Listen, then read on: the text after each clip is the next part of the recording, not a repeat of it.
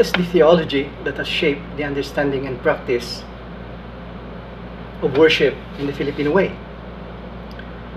Christian worship, classically defined, is our response to the salvific actions of God in our lives, in history and in creation.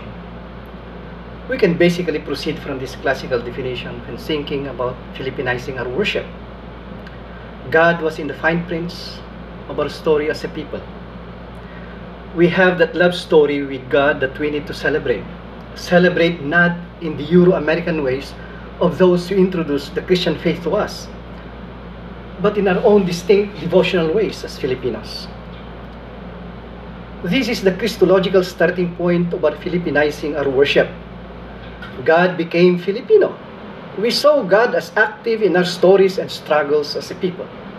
We were formed into a people with God's mighty hands and outstretched arms. That is and should be a basic Christian Filipino affirmation.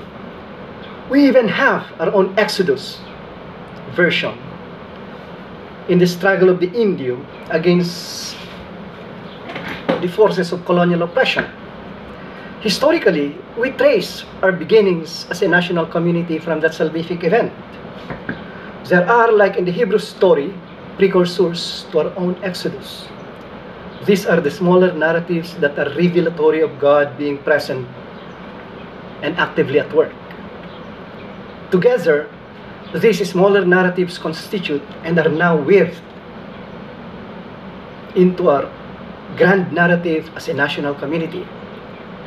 This focus on the smaller narratives is now an ongoing theological project among our Christian sisters and brothers in indigenous communities in the country. We also see our Filipino-ness, our identity, our languages, our talents, and their social, cultural, religious, and artistic expressions as gifts, mga kaloob ng Diyos. The gifts of God to our race must be treasured, celebrated, enhanced, and shared to give witness to the beauty, the power, and creativity of God. This is our response to God's gifts and salvific actions in our lives as a people and as a national community. Now, what are the elements of worship in Filipino faith communities? We can say that there may no longer be a pure Filipino way, and that the Filipino has evolved, especially the diaspora Filipino, into a cosmopolitan citizen of the world. The forms may be cosmopolitan, but the soul stays as Filipino. We start from that narrative of the soul. Slowly, from this platform, we begin to realize that the soul is actually not bodiless. There is body to our national soul.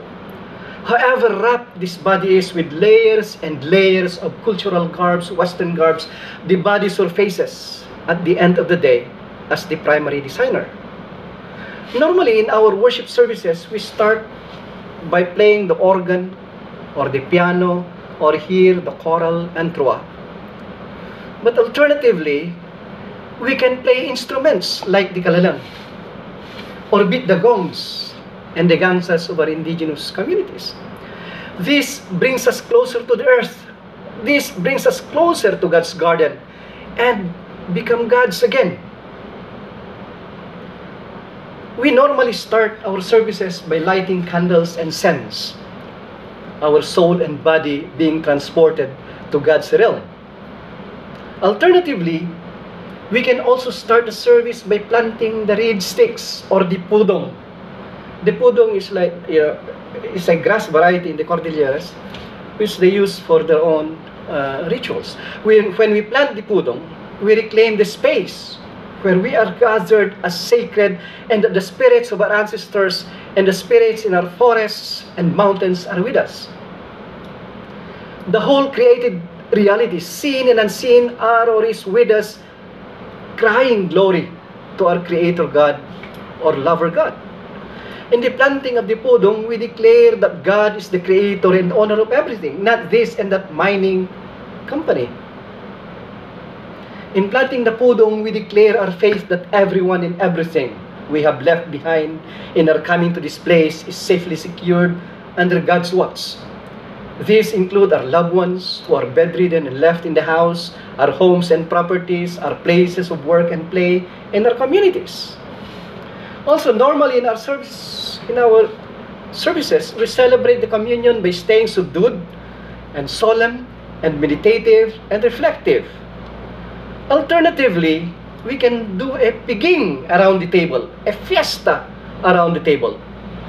Remember that the meal table ritual before the monarchization of worship was a piging in the neighborhood among families in house churches. We can be cheerful and lively, festive at some point, especially in the sharing of bread and wine. Alakanyaw ba? But we can be festive throughout, from beginning to end in some of our communion services. Let loose the Filipino body and soul.